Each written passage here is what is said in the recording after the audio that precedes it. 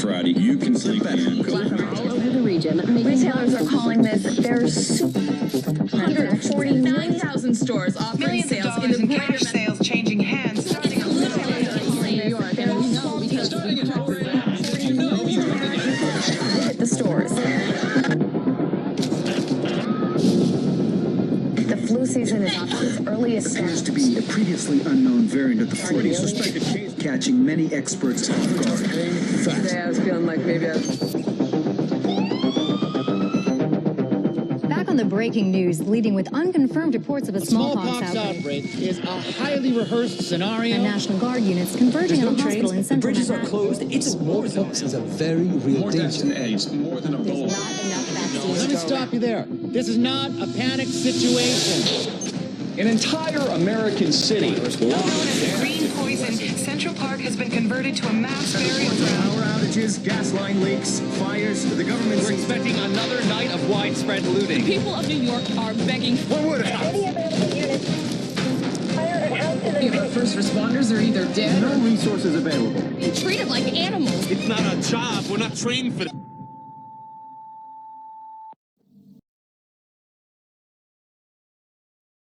Hey everybody, while doing some research today I came across this article here and it says coronavirus latest, Ecuador gets first case, New York gets approval to use own test. And the one that I want to talk about is that second part, New York gets approval to use own test. The number of coronavirus cases in the United States is now at 62 confirmed. The Centers for Disease Control and Prevention also confirmed Friday night that 4 more patients tested positive for the virus in their states. They are considered presumptive positive cases pending CDC confirmatory testing. There have been 85,406 cases in at least 60 countries and 2,924 deaths. New York State will begin using its own test for the coronavirus after getting approval from the U.S. Food and Drug Administration, according to a statement from New York Governor Andrew Cuomo. When I spoke to Vice President Pence, I urged him to approve New York State's coronavirus test. We just received word that our test has been approved by the FDA. New York State will begin testing immediately at Wadsworth Lab, the governor said via the statement.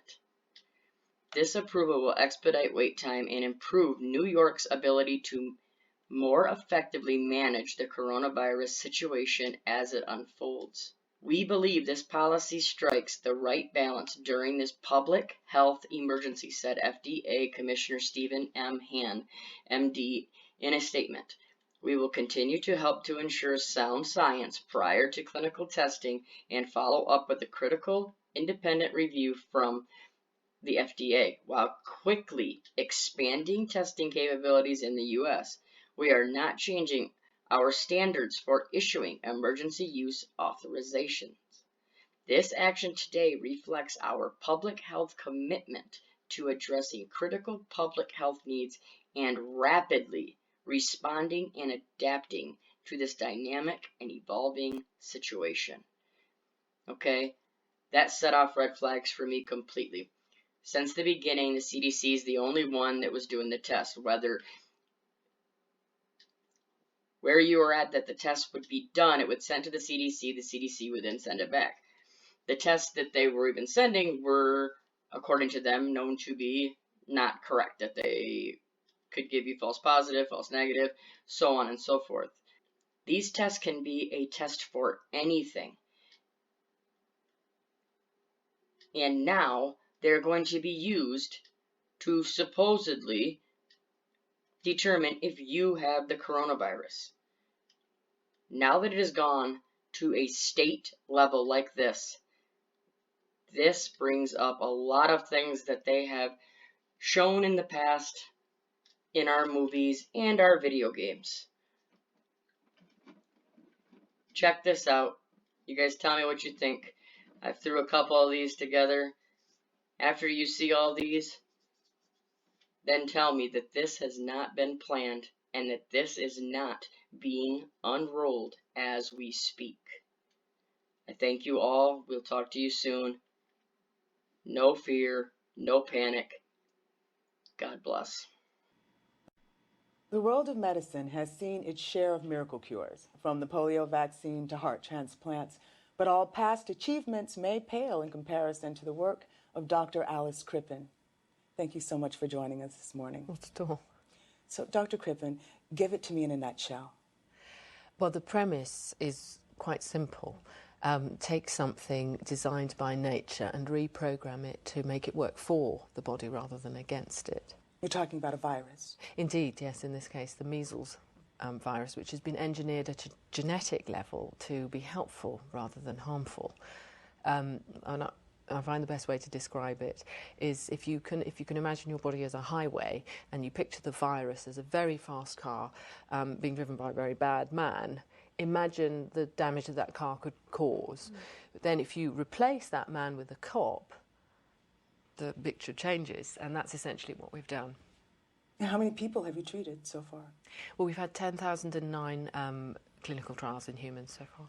And how many are cancer-free? 10,009. So you have actually cured cancer? Yes, yes. Yes, we have.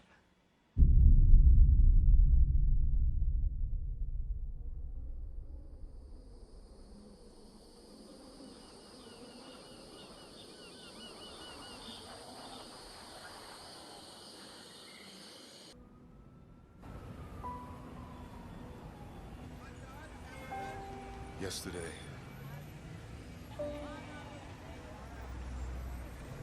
this was a symbol of true power. But today, it means nothing but destruction.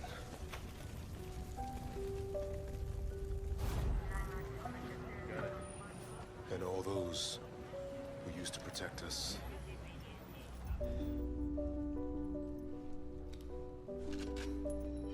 have now been overwhelmed.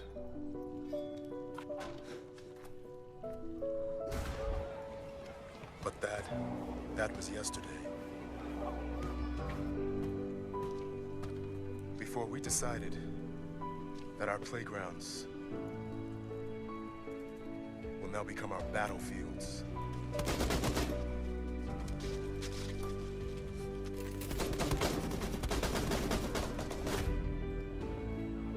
This city, where yesterday we were just happy to live, has now become the place where we choose to survive.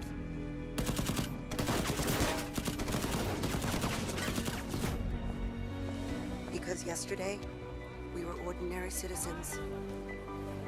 But today, we are the Division.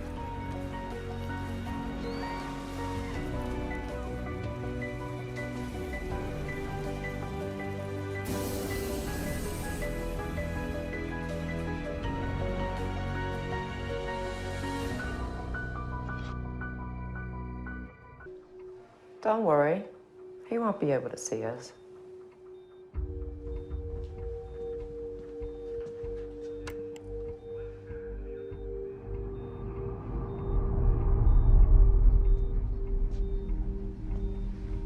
I know, it's impossible to tell. Look through here. Look!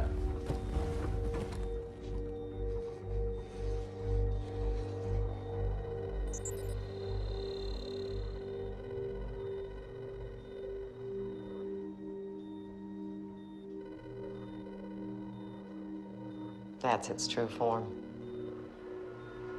The others infest real humans, like some sort of parasite.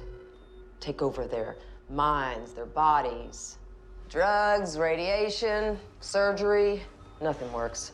The only way to kill him is to kill the host. He's an other. I know. It's impossible to tell.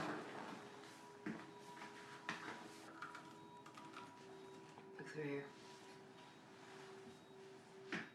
That's its true form. That's the face it's having.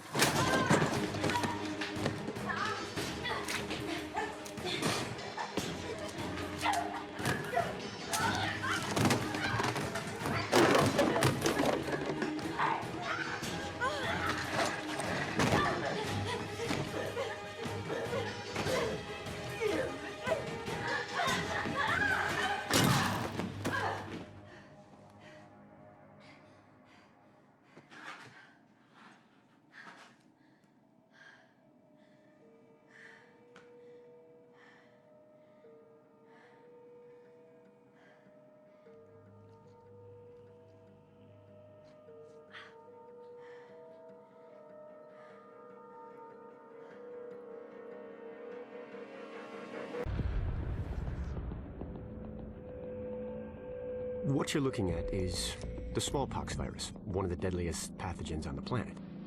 For centuries, it did a wonderful job of helping keep the human population in check. But times change, and sometimes Mother Nature needs a hand in improving her creations. Like, say, speeding them up a little bit, making them contagious when they should be quietly incubating in a host, or making them more lethal.